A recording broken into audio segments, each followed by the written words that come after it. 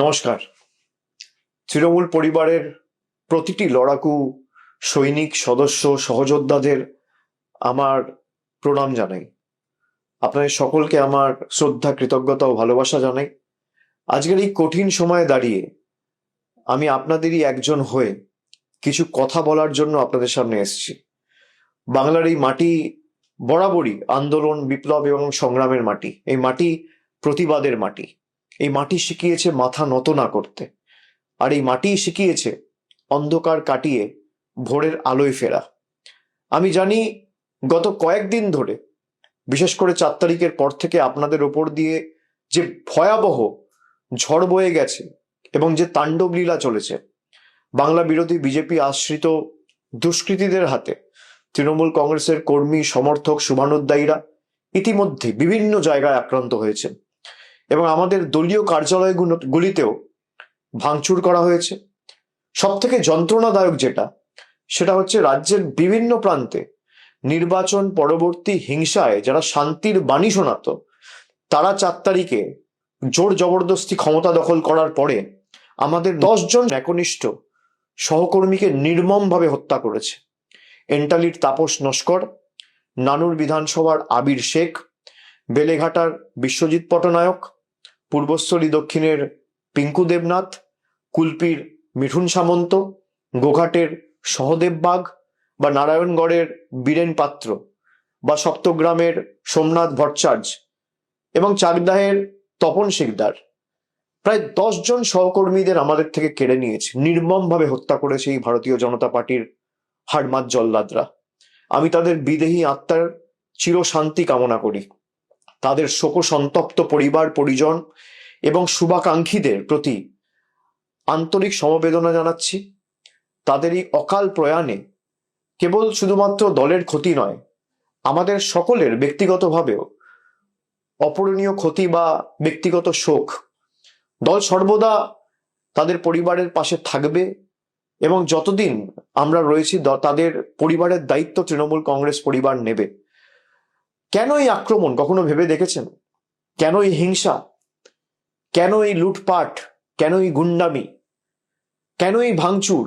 তার কারণ বিজেপি খুব ভালো করে জানে বাংলার মানুষের এবং আপনাদের শক্তি কতটা। যারা কাপুরুষের মতো অন্ধকারে হামলা চালায়, তারা আসলে আপনাদের সাহসের মোকাবিলা করতে ভয় পায়। তার কারণ তারা জানে যে তারা লুটপাট করে ক্ষমতায় এসছে। জয় বা পরাজয় সমাজের যে কোনো বা রাজনীতির যে কোনো রাজ্য রাজনীতির অঙ্গ বা দেশের রাজনীতির অঙ্গ, কিন্তু জয়ী হওয়ার পর প্রতিহিংসা পরায়ণ হয়ে ওঠা আসলে চারিত্রিক দুর্বলতা নয় কি? আমি মনে করি এটা তাদের চারিত্রিক দুর্বলতার বহিঃপ্রকাশ। এই যে 10 জন প্রাণ হারালেন, তাদের রক্ত বৃথা যেতে দেওয়া যাবে না। তাদের আত্মত্যাগ আমাদের পিছু হাঁটার কারণ হতে পারে না, বরং তাদের দেখা স্বপ্নগুলি পূরণ করাই হবে আমাদের অন্যতম দায়িত্ব এবং আগামী দিনের শপথ। মনে রাখবেন, তৃণমূল কংগ্রেস এমন একটা দল যার জন্ম হয়েছে রাজপথের ধুলোয়, আন্দোলনের মাধ্যমে, লড়াইয়ের ময়দানে, হার না মানা মানসিকতার মধ্যে দিয়ে। মনে পড়ে সিঙ্গুর নন্দীগ্রামের সেই দিনগুলি, যখন চারিদিকে ছিল শুধু বারুদের গন্ধ আর সিপিএম এর হারমাত বাহিনীর লাঠির আস্ফালন? তখন কি আমরা কেউ মাথা নত করেছিলাম? ভয় পেয়েছিলাম? দমাতে পেরেছিল তৃণমূলকে? উত্তর হচ্ছে না। আমরা সেদিনে বুক চিতিয়ে দাঁড়িয়েছিলাম বলেই আজকে বাংলার মানুষ আমাদের সুযোগ দিয়েছিল 2011 সালে, এবং আমরা বাংলার মানুষের হৃদয়ে জায়গা করে নিয়েছিলাম। আজকের ওই প্রতিকূল পরিস্থিতিতে অন্য কিছু নয় বা নতুন কিছু নয়, এ হলো এক অগ্নি পরীক্ষা। সোনা যেমন আগুনে পুড়ে খাঁটি হয়, আমাদের সংগঠনকেও, তৃণমূলের সর্বস্তরের সৈনিকদেরকেও এই অগ্নি পরীক্ষার মধ্যে দিয়ে আরো শক্তিশালী হয়ে উঠতে হবে। আপনারা সকলে জানেন 2014 লোকসভা নির্বাচনে আমরা 34টি আসন পেয়েছিলাম। পরবর্তীকালে 19-এর নির্বাচনে লোকসভার ভোটে আমাদের ফলাফল প্রত্যাশিত না হলেও আমরা 22টি আসনে জয়যুক্ত হয়েছিলাম। তারপরের যে নির্বাচন 2024 সালে, সেখানে আমরা প্রায় 29টি আসন পেয়েছিলাম। দলের কাজ এবং আপনাদের পরিশ্রমে পুনরায় আমরা হারা আসনগুলো পুনরুদ্ধার করতে পেরেছি। 2021 সালে পশ্চিমবঙ্গ বিধানসভা নির্বাচনে আমরা প্রায় 215টি আসনে জয়যুক্ত করে হয়েছিলাম বা জয়লাভ করেছিলাম। মানুষ গণতান্ত্রিক রায় দিয়ে তৃণমূল কংগ্রেসের প্রার্থীদের সর্বত্র জিতিয়েছিল। এবং আমি বিশ্বাস করি যেভাবে এই লুট করা দেখেছি, এই নির্বাচনে বিজেপি কাউন্টিং এর দিনে যেভাবে লুট হয়েছে, আমরা বিশ্বাস করি যে এই রায় মানুষের রায় হতে পারে না। মানুষ আমাদের যা রায় দেবে আমরা মাথা পেতে নেব, আমাদের কোনো অসুবিধা নেই। সে 80 হতে পারে, সে 8 হতে পারে, সে 10 হতে পারে, সে 50 হতে পারে, সে 100 হতে পারে, সে 200 হতে পারে। কিন্তু 100-র বেশি আসনে কাউন্টিং এর দিন যেভাবে একতরফা লুট করেছে কেন্দ্রীয় বাহিনীকে ব্যবহার করে, আমরা নিশ্চিতভাবে আগামী দিন বিচার ব্যবস্থার কাছে বিচার চাইব। আমরা ইতিমধ্যে দাবি করেছি কাউন্টিং সেন্টারগুলোর ফুটেজ রিলিজ করা হোক। বিভিন্ন জায়গায় আমাদের কাছে কাউন্টিং এর দিন যত কন্টেস্টিং ক্যান্ডিডেট রয়েছে তারা আমাকে যখন ফোনে জানাচ্ছিল যেই ভোটে ইভিএম হয়েছে আর কাউন্টিং টেবিলে যে ইভিএম আনা হয়েছে, দুটো সিরিয়াল নাম্বার ম্যাচ করছে না। যখন রিটার্নিং অফিসারকে বলা হচ্ছে, রিটার্নিং অফিসারের কাছে কোনো উত্তর নেই, তখন কেন্দ্রীয় বাহিনীকে ডেকে তৃণমূলের এজেন্টদের মেরে বের করে দেওয়া হচ্ছে, তৃণমূলের ইলেকশন এজেন্টের কার্ড ছিঁড়ে দেওয়া হচ্ছে, কন্টেস্টিং ক্যান্ডিডেটদের কার্ড ছিঁড়ে দেওয়া হচ্ছে, কাউন্টিং হল থেকে বার করে দেওয়া হচ্ছে। যারা লুট করে ক্ষমতায় এসছে, যারা মানুষের ম্যান্ডেটকে ম্যানিপুলেট করে ক্ষমতায় এসছে, তারা ক্ষমতায় বেশি দিন টিকবে না। আমি বিশ্বাস করি সত্যিটা মানুষের কাছে যথা সময়ে উন্মোচিত হবে এবং সঠিক তথ্যটা মানুষের কাছে উপস্থাপিত হবে। যারা জোর জবরদস্তি কেন্দ্রীয় বাহিনীকে কাজে লাগিয়ে, কেন্দ্রের অফিসারদের কাজে লাগিয়ে, মাইক্রো অবজারভার কেন্দ্রের, কাউন্টিং সুপারভাইজার কেন্দ্রের, কাউন্টিং হলে যারা আছে তারা কেন্দ্রের, আর বাইরে যারা গার্ড করছে কেন্দ্রীয় বাহিনী কেন্দ্রের, এবং একাধিক জায়গায় যেখানে সারা দিন ধরে ভোট হয়েছে, মেশিনে যেখানে 60%, 65%, 50%, 55% চার্জ রেকর্ড হয়েছে, আমাদের কাছে তথ্য রয়েছে, সেই মেশিন কাউন্টিং হলে আনার পর দেখা যাচ্ছে 96%, 97% চার্জ। আমি তৃণমূল কর্মীদের বলবো, এর জবাব মানুষ আগামী দিন দেবে, ভরসা রাখুন মানুষের উপর। লুটপাট করে কেউ ক্ষমতায় বেশি দিন থাকতে পারে না। যারা রাষ্ট্রশক্তিকে ব্যবহার করে, পুরো দেশের এজেন্সিদের ব্যবহার করে বাংলায় লুট চালিয়েছে, যেদিনকে কেন্দ্র সরকার ক্ষমতা থেকে যাবে বা যেদিনকে এদের লোকসভা ভোটে পরাজয় হবে, সেদিনকে বাংলার গদিটাও মানুষের রায়ে এক রাতে চলে যাবে, এই বিশ্বাস আমি রাখি। আমাদের অস্ত্র হলো আপোষহীন লড়াই, আমাদের অস্ত্র হলো আমাদের হার না মানার মানসিকতা। এই একতাই আমাদের সব থেকে বড় ঢাল। আমি আপনাদের সকলকে অনুরোধ করছি, একে অপরের হাত শক্ত করুন। বাংলার মানুষ জানেন তৃণমূল কংগ্রেসের কর্মীরাই তাদের একনিষ্ঠ কর্মী এবং তাদের বিপদে আপদে প্রকৃত বন্ধু। আপনারা আবার মাঠে নামুন। আমাদের যে পার্টি অফিসগুলো জোর জবরদস্তি ভেঙে দেওয়া হয়েছে, সেই পার্টি অফিসগুলো পুনরুদ্ধার করুন। হাইকোর্টে ইতিমধ্যেই মামলা দায়ের হয়েছে, আপনারা জানেন, এবং সেখানে যে পিটিশন ফাইল হয়েছে, আজকে হাইকোর্ট মহামান্য বিচারপতিরা তারা রায় দিয়েছে যে যারা ঘরবাড়ি ছাড়া, যাদের দোকানে ভাঙচুর হয়েছে, যাদের বাড়িতে হামলা হয়েছে, যারা এলাকা ছাড়া, ঘর ছাড়া, গ্রাম ছাড়া, পাড়া ছাড়া, তাদের সবাইকে আগামী দিন প্রশাসনকে বাড়িতে ফেরাতে হবে।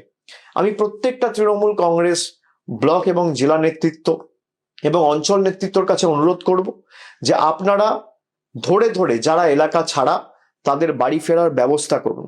কোথাও যদি কোনো প্রশাসনের আধিকারিকরা আপনাদের সাথে সহযোগিতা না করে, আমাদের সরাসরি জানান, আমরা তাদের বিরুদ্ধে কন্টেম্প্ট মুভ করব। হাইকোর্টের অর্ডার যে যারা ঘর বাড়ি ছাড়া, তাদের দল না দেখে, রং না দেখে, জাতি, দল, ধর্ম, বর্ণ নির্বিশেষে তাদের বাড়িতে, দোকানে এবং নিজেদের গন্তব্যস্থলে, নিজেদের জায়গায় তাদের ফেরাতে হবে। আমি সকলকে অনুরোধ করব যে যারা বাড়ি ছাড়া রয়েছেন, ব্লক এবং জেলা নেতৃত্ব যেখানে আমাদের প্রতিনিধিরা আছে, এমএলএ এমপিদের সাথে যোগাযোগ করুন। পঞ্চায়েত স্তরের নেতৃত্ব যারা আছে তাদের সাথে যোগাযোগ করুন। আর যেখানে সমস্যা হবে আমাকে সরাসরি জানান।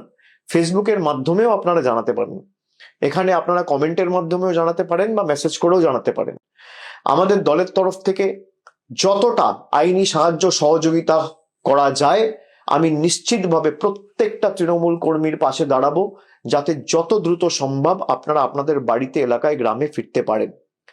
দলীয় সভাগুলিতে একজোট হয়ে আমাদের আগামী দিন কাজ করতে হবে। আমাদের পতাকাটা যখন জোড়া ফুল এবং আমাদের লড়াই সংগ্রামের মধ্যে দিয়ে যখন জন্ম, তখন মাথায় রাখতে হবে আমাদের পতাকাটা আবার সসম্মানে খুব শীঘ্রই আকাশে ওড়ানোর দায়িত্বটা প্রত্যেক তৃণমূল কংগ্রেস কর্মী সমর্থককে নিতে হবে। তখন দেখবেন বাংলা থেকে আতঙ্কের কালো মেঘ সরে গেছে। জেলা সভাপতি ও জেলা নেতৃত্বদের নিয়ে মিটিং, সভার আয়োজন আপনারা করুন, কিন্তু সেখানে কেউ কোনো উস্কানিমূলক কথা বলবেন না, এটা আমাদের কৃষ্টি সংস্কৃতি নয়। আমাদের সভা হবে শান্তির বার্তা, সম্প্রীতির বার্তা, ঐক্যের ডাক দেওয়ার জন্য। দলীয় কর্মীদের বলবো আপনারা শক্ত থাকুন, দল আপনাদের পাশে আছে। আমি গত 10 দিন ধরে সবার সাথে কথা বলে কারা কারা ঘর বাড়ি ছাড়া তার তালিকা তৈরি করে আমরা হাইকোর্টে জমা দিয়েছি। আমি প্রত্যেকের সাথে নিজে কথা বলে যতটুকু পেরেছি, কোন কর্মী কোন অঞ্চলে বাড়ি ছাড়া, কার বাড়িতে আক্রমণ হয়েছে, কার পরিবারের বৃদ্ধ মা বাবার উপর আক্রমণ হয়েছে, তার পুঙ্খানুপুঙ্খ তালিকা আমরা তৈরি করেছি গত 7 দিন 10 দিনে। তৃণমূল ছেড়ে দেওয়ার লোক নয়। মনে রাখবেন, বাংলার মানুষ কোনোদিন অশান্তি পছন্দ করে না। আজ যারা এই তাণ্ডব লীলা চালাচ্ছে, রক্তপাত ঘটাচ্ছে, বাংলার মানুষ একদিন তাদের প্রকৃত শিক্ষা দেবে, এবং সেই দিন বেশি দূর নয়। দেশের আইন আছে, বিচার ব্যবস্থার উপর আমাদের আস্থা আছে, সেখানে আমরা লড়বো। যেমন আজকে হাইকোর্টে লড়েছি, আমরা জেলায় জেলায় আলাদা করে প্রত্যেকটা জেলার জন্য লিগাল টিম গঠন করেছি। আপনাদের আইনি সহায়তা করবে এই টিম। যেখানে যে কর্মী ঘর বাড়ি ছাড়া, জেলা সভাপতিকে, এমপিকে বা সরাসরি আমাকে জানান, কিন্তু রাজনীতির লড়াইটা লড়তে হবে ময়দানে। দলীয় কার্যালয়গুলো পুনরুদ্ধার করতে হবে, সেখানে বসতে হবে, মানুষের পাশে দাঁড়াতে হবে, এবং নতুন করে দলীয় কার্যালয়গুলো খুলে মানুষের পাশে দাঁড়িয়ে আমাদের কর্মসূচি হাতে নিতে হবে। সকল কর্মী সমর্থকদের একজোট করে আপনারা ব্লকে, টাউনে, বিভিন্ন এলাকায়, বিধানসভায় বিজেপির সন্ত্রাসের বিরুদ্ধে আগামী 2-4 দিনের মধ্যে থানায় একটা ইন্টিমেশন জমা দিয়ে প্রতিবাদ মিছিল করুন। আমাদের নেত্রী মমতা বন্দ্যোপাধ্যায় সব সময় একটা কথা বলেন, বিপদের দিনে যে আগে বুক পেতে দাঁড়ায় সেই তো দলের প্রকৃত সৈনিক বা আসল যোদ্ধা। আপনারা সেই যোদ্ধার এবং সেই তৃণমূল দলের সদস্য। আজ যদি আমরা পিছিয়ে যাই বা এক পা পিছোপা হই, তবে আমাদের সেই শহীদ ভাইদের আত্মা কোনোদিন শান্তি পাবে না, এবং তাদের এই অকাল প্রাণ যেভাবে বিজেপি কেড়ে নিয়েছে, তাদের জীবন আমরা বৃথা যেতে দেবো না। তারা যে স্বপ্ন দেখেছিলেন একটি সুন্দর, শান্ত এবং সম্প্রীতির বাংলার, সেই স্বপ্নের দায়িত্ব আজকে আমাদের সকলের কাঁধে, আপনাদের কাঁধে। আমরা শীঘ্রই আবার এই বাংলায়, মামাটি মানুষের বাংলায় সত্যি যেদিনকে উন্মোচিত হবে, মানুষ বুঝতে পারবে এবং তৃণমূলই থাকবে। কোনো শক্তি তৃণমূলকে এই গণজোয়ারে রোধ করতে পারবে না। যারা আজ আস্ফালন করছে তাদের মনে রাখা উচিত, গীতায় বাণী রয়েছে, অধর্মের আয়ু বেশি দিন নয়, সত্য আর ন্যায়ের জয় হবেই হবে। আসুন আজ থেকে আজ আমরা শপথ নিই, আমরা লড়াইয়ের ময়দান থেকে পিছুপা হব না। আমরা মাথা উঁচু করে চলব, মানুষের জন্য কাজ করব, মানুষের জন্য লড়ব, বাংলার ঐতিহ্য, সংস্কৃতি এবং কৃষ্টিকে রক্ষা করব, এবং তৃণমূলের প্রত্যেকটি দলীয় কার্যালয় থেকে স্লোগান ওঠাবো, জয় বাংলা গর্বের সাথে বলবো। অন্ধকার যত গভীর হয়, সূর্যোদয় ততটাই নিকটবর্তী হয়। বাংলার বুক থেকে এই অশুভ শক্তিকে দূর করে আমাদের আবার পথে নামতেই হবে সকলকে। আমি শীঘ্রই যেখানে আপনারা ডাকবেন আমি নিশ্চিতভাবে যাব। আমার ঘরের বাইরেও এরা কি অত্যাচার করেছে আপনারা দেখেছেন, সব আমরা দেখেছি। বিজেপির আসল স্বরূপ আমরা দেখেছি। আমার লড়াই বিজেপির সাথে, আপনার লড়াই বিজেপির সাথে, কিন্তু পরিবারের ছোট সন্তান, ছেলে মেয়ে, কাউকে এরা রেয়াত করেনি। এই কৃষ্টি, এই সংস্কৃতি কোনোদিন বাংলার মানুষ দেখেনি। আমি বিচার এবং এর সদুত্তর বিশ্বাস করি মানুষ দেবে, তাই আমি সবকিছু মানুষের উপর ছেড়ে দিচ্ছি। মনে রাখবেন, আমরা সেই দলের কর্মী যারা মৃত্যুকে চোখের সামনে দেখেও কোনোদিন পিছু পা হতে শেখেনি। এই সাময়িক বাধা আমাদের অগ্রযাত্রাকে বা আমাদের লড়াইয়ের মানসিকতাকে স্তব্ধ করতে পারবে না। আপনারা ঐক্যবদ্ধ হয়ে এগিয়ে চলুন, লড়াইয়ে থাকুন। মাঠ আবার আমাদের হবে, মানুষের হৃদয় আমরাই জয় করব। শুভ দিন বাংলায় আসবেই। শুধু ধৈর্যের সঙ্গে আমাদের সকলকে এই লড়াইটা জারি রাখতে হবে। আপনাদের লড়াকু মেজাজ এবং এই স্বৈরাচারী বিজেপির বিরুদ্ধে হার না মানা মানসিকতা, লড়াই করার সেটাই হবে শ্রেষ্ঠ জবাব। আমি সকলকে অনুরোধ করব যে আপনারা আস্তে আস্তে তৃণমূলের পার্টি অফিসগুলো খুলবেন, বসবেন। দলের জেলা স্তরের যারা নেতৃত্ব আছে, আমি সকলকে অনুরোধ করব যে অঞ্চল স্তরে বা ওয়ার্ড স্তরে বা বুথ স্তরে যে কর্মীদের উপর আঘাত হয়েছে, প্রত্যেকটা জায়গায় একটা করে এফআইআর করবেন। এফআইআর যদি না নেয় থানা, তাহলে স্ট্রেট একটা অনলাইন এফআইআর করবেন এবং 48 ঘন্টার মধ্যে ফিজিক্যাল কপি থানায় জমা দেবেন এবং কপিগুলো আমাদের পাঠাবেন। এদের সবার, যারা আজকে বিজেপির কথায় বাংলার কৃষ্টি সংস্কৃতিকে নষ্ট করে বুলডোজার চালিয়ে রবীন্দ্র নজরুলের বাংলাকে উত্তরপ্রদেশ এবং বিহারে পরিণত করার চেষ্টা করেছে, তাদের সবার জবাব বাংলা দেবে, এই বিশ্বাস আমি রাখি। জয় হিন্দ, জয় বাংলা, বন্দে মাতরম।